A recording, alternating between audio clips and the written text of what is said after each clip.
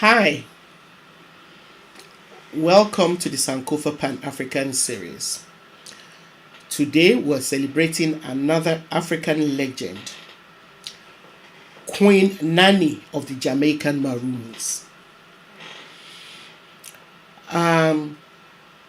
If you have not yet subscribed to our channel, please take a moment to do so. Thank you. Now, we're celebrating a woman whose life and legacies have almost been completely left out of written history. However, I'm a person whose academic life has focused so much on the importance of orature, oral history, oral tradition, or call it what you may.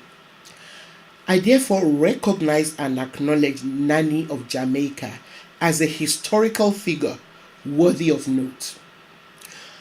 Now, we know very little about precisely when and where she was born, but her proper name, which has been reported as Nanani, has been identified as coming from the Akan, a Ghanaian ethnic group. Now, Nanani has been translated to mean mother or ancestress. It is widely believed that she was born in Africa and then transported to Jamaica during the transatlantic slave trade. Some accounts say that she was married to a man named Kojo. Others say her husband's name was Edu. For me, the important thing to remember are the pivotal roles that she played in the liberation of her community in Jamaica, which are legendary. And that is why she's remembered as Queen Nanny of the Jamaican Maroons. Before we go on, let me quickly, briefly talk a bit about the Maroons. From very early, when they were introduced into the New World, enslaved Africans started escaping from their Spanish captors. Some either joined indigenous people, while others or set up communities of their own in the woods or forests. Some chose mountainous areas to set up their settlements. Now, the communities which they formed were called Maroon because they were kind of secluded, from outsiders. The word is derived from the Spanish word Cimarron, which means runaway slaves who hide in forests. Some of the communities which the escaped people formed were so well established that even Francis Drake enlisted several Maroons during his raids on the Spanish when the British and the Spanish were struggling over territories in the New World. So Maroons were known for their bravery. Most of them were warriors.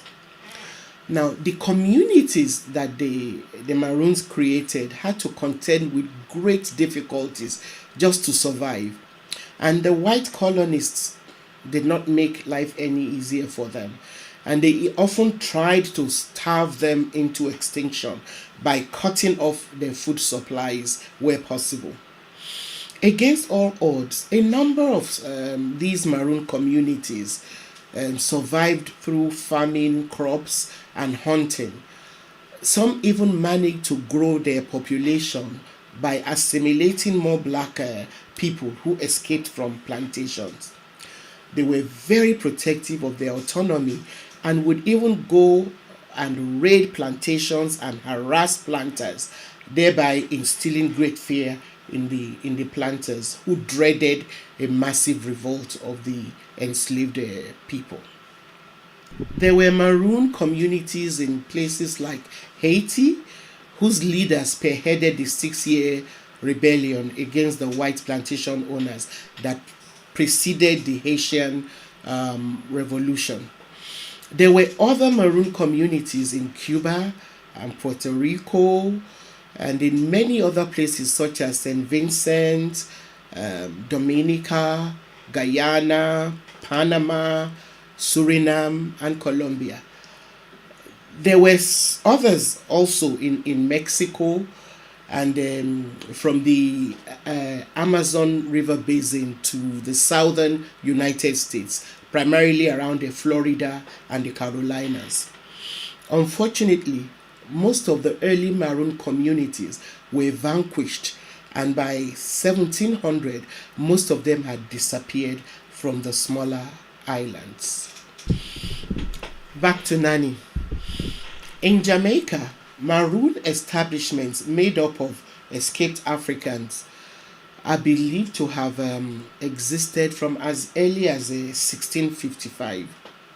And by the 16th century, Nanny Town, named for the legendary woman that we're celebrating today, and other villages began to fight for independent recognition.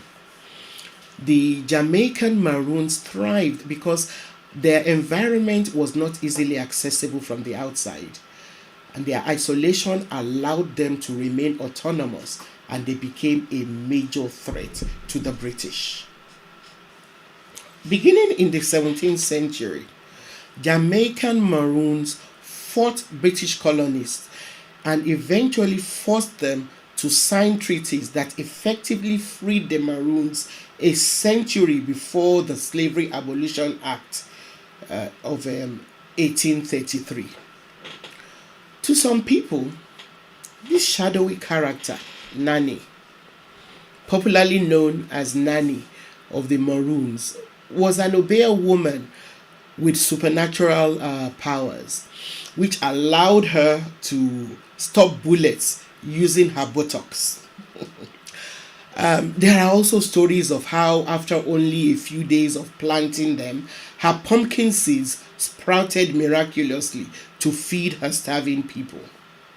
However, there is enough evidence of her contributions to the Maroon resistance in Jamaican history. What cannot be disputed about her is that she led a guerrilla warfare between 1724 and 1739 to defeat the British. Under her leadership, Maroon communities in Jamaica united and negotiated successfully with the British for land. This led to a treaty which was signed in 1739. Unfortunately, her original base, Nanny Town, was destroyed by the British and replaced by Moore Town or New Nanny Town. Nanny is believed to have died around 1750. Thank you for watching this episode. Don't forget to subscribe, like, and share our videos. See you next time.